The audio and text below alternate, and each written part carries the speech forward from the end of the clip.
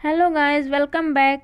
आज मैं आप लोगों को बताऊंगी कोरियोकार्सिनोमा के मैनेजमेंट के बारे में, जो कि मोलर प्रेगनेंसी का एक कॉम्प्लिकेशन है। तो इससे पहले कि मैं अपना वीडियो स्टार्ट करूं, आप अगर मेरे चैनल पर नए हैं तो प्लीज़ मेरे चैनल को सब्सक्राइब कर दें। अब बात करते हैं, कुछ पुराना रिकॉल कर लेते हैं क्वेश्चन, जिसमें अगर सपोज़ 100 वेसिकुलर मोल के केसेस हैं, सपोज 100 वेसिकुलर मोल के केसेस हैं, तो उसमें से 20% जो होगा, मीन्स लगभग 20 केसेस जो होंगे वेसिकुलर मोल के, वो कोरियोकार्सिनोमा करेंगे। ठीक है, सपोज 100 नॉर्मल प्रेगनेंसी है तो उसमें से लेस देन 1% ही प्रेगनेंसी जो है वो कोरियोकार्सिनोमा हो सकता है। 100 अगर एबॉर्शन के केसेस हैं तो उसमें से भी लेस देन 1% ही कोरियोकार्सिनोमा हो सकता है। लेकिन अगर हम 100 कोरियोकार्सिनोमा के केसेस लें तो अगर ये अपोजिट डायरेक्शन में क्वेश्चन एराइज होता है कि अगर हम 100 कोरियोकार्सिनोमा के केसेस लेते हैं तो उसमें से 50% जो होता है वो वेसिकुलर मोल की वजह से होता है। और फिर अगर 100 कोरियोकार्सिनोमा केसेस लेंगे तो उसमें से 25 केसेस जो होंगे वो नॉर्मल प्रेगनेंसी के बाद हुए होंगे, जो कि सबसे वर्स्ट प्रोग्नोसिस माना जाता है। और 25% जो कोरियोकार्सिनोमा होंगे वो एबॉर्शन के बाद देखने को मिलता है। ओके, अब आते हैं WHO का कुछ प्रोग्नोस्टिक स्कोरिंग सिस्टम है, उसके बारे में बात कर लेते हैं कि बैड प्रोग्नोसिस कब कहते हैं कोरियोकार्सिनोमा को। तो अगर एंटीसीडेंट प्रेगनेंसी, पहले से जो प्रेगनेंसी हुआ है, अगर वो नॉर्मल प्रेगनेंसी है और उसके बाद कोरियोकार्सिनोमा हुआ है तो हम उसे बैड प्रोग्नोसिस कहते हैं। HCG का लेवल अगर 10⁵ या फिर उससे ज़्यादा हो तो भी बैड प्रोग्नोसिस माना जाएगा। साइज ऑफ ट्यूमर अगर मोर देन 5 सेंटीमीटर हो तब भी बैड प्रोग्नोसिस माना जाएगा। अगर कीमोथेरेपी में नंबर ऑफ दो ड्रग दिए गए हों तो फिर हम उसे बैड प्रोग्नोसिस ही मानेंगे। अगर पेशेंट का एज, जिसको कोरियोकार्सिनोमा हुआ है, उसका एज मोर देन 39 ईयर है तब भी हम बोलेंगे कि बैड प्रोग्नोसिस है। अगर मेटास्टेसिस जो है हो गया है, मीन्स कोरियोकार्सिनोमा हुआ और उसके बाद मेटास्टेसिस हो गया उसका लंग्स में, लीवर में या ब्रेन में, तो फिर present at the time of diagnose, जब डायग्नोस करें उस टाइम मेटास्टेसिस है तो उसको हम बैड प्रोग्नोसिस में ही रखते हैं। मेटास्टेसिस अगर लीवर में है या फिर ब्रेन में तो फिर ये तो और भी ज़्यादा सबसे बैड प्रोग्नोसिस माना जाता है।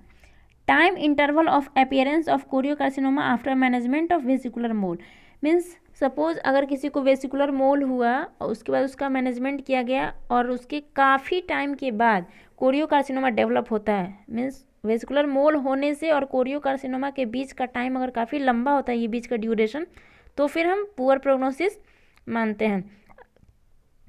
अगर पेशेंट का ब्लड ग्रुप बी हो या फिर AB हो तो भी हम उसे बैड प्रोग्नोसिस मानते हैं। स्कोर जो होता है इसका 7 अगर हो जाए तो उसको हम बैड प्रोग्नोसिस ही बोलते हैं। मैनेजमेंट से पहले आप देख ले रिस्क फैक्टर क्या क्या है कोरियोकार्सिनोमा का। फीगो का प्रोग्नोस्टिक स्कोरिंग सिस्टम है किसके लिए? जेस्टेशनल ट्रोफोब्लास्टिक नियोप्लाज्म के लिए। ओके, इसमें क्या कहता है, स्कोरिंग सिस्टम है ना, इसमें 0, 1, 2, 3, 4 ये सारे स्कोर मिले हैं। तो अगर एज पेशेंट का लेस देन 40 ईयर है तो 0 स्कोर, और एज अगर मोर देन 40 ईयर है तो 1 स्कोर देते हैं इसको। एंटीसीडेंट प्रेगनेंसी, अगर पहले से कोई प्रेगनेंसी, अगर मोलर प्रेगनेंसी है तो 0, एबॉर्शन है तो 1, और टर्म है मीन्स नॉर्मल प्रेगनेंसी था तो 2 स्कोर देते हैं उसको। Pregnancy to treatment interval month, pregnancy से लेके जब ट्रीटमेंट कराने आती है पेशेंट कोरियोकार्सिनोमा का, उस बीच का अगर इंटरवल लेस देन 4 मंथ है तो फिर 0 में रखते हैं उसको, 0 मार्क्स देते हैं। और 4 to 7 है, 4 to लेस देन 7 है तो उसको 1 स्कोर देते हैं। 7 to लेस देन 13 है तो उसको 2 स्कोर देते हैं, और अगर मोर देन इक्वल टू 13 है तो 4 स्कोर देते हैं। ओके,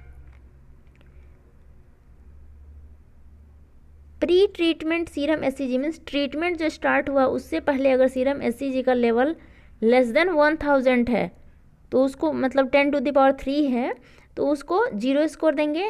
10⁻³ से 10⁻4 तक है तो उसको 1 स्कोरिंग।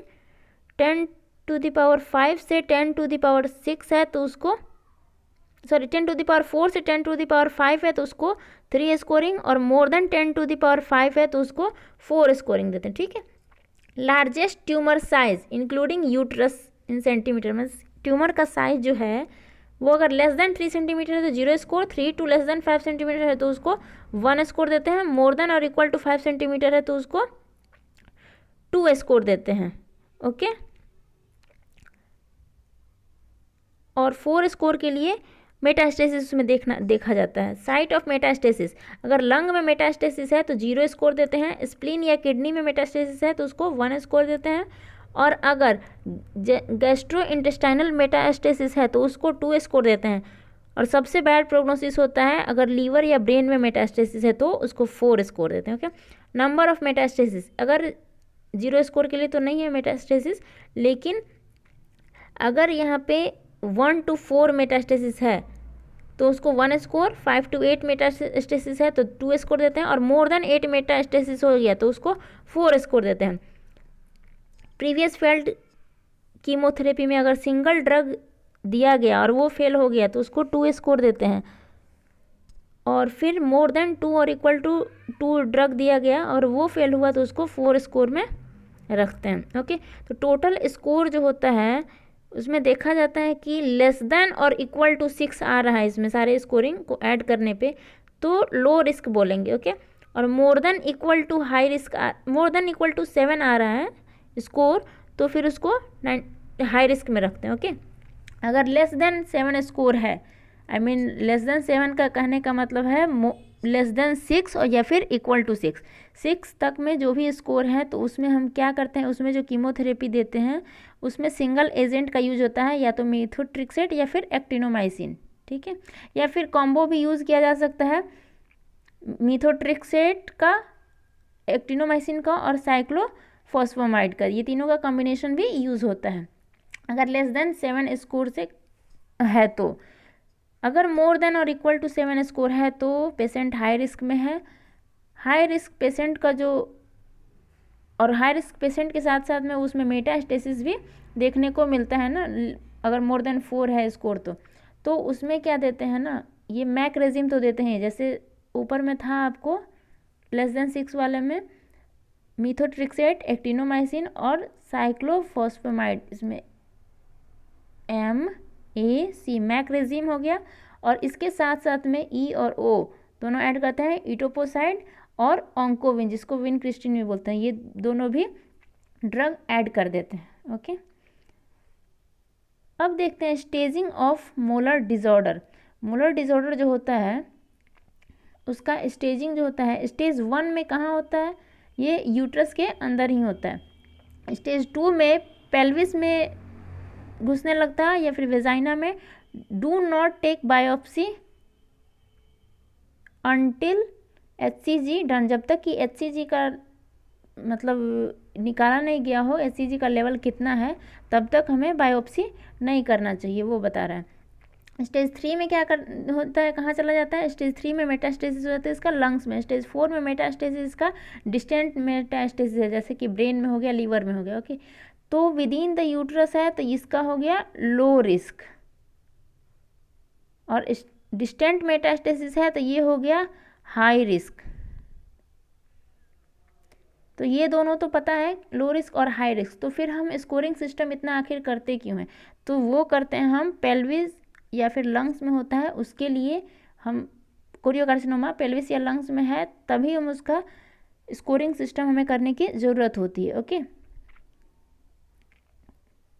अगर आपने मेरे चैनल को सब्सक्राइब नहीं किया तो प्लीज़ आप मेरे चैनल को सब्सक्राइब कर रहे हैं, और अगर आपको कोई भी नोट्स चाहिए ऑब्स या गायनी का तो आप मेरे टेलीग्राम लिंक पे ज्वाइन कर सकते हैं मेरे ग्रुप में। Okay, thank you.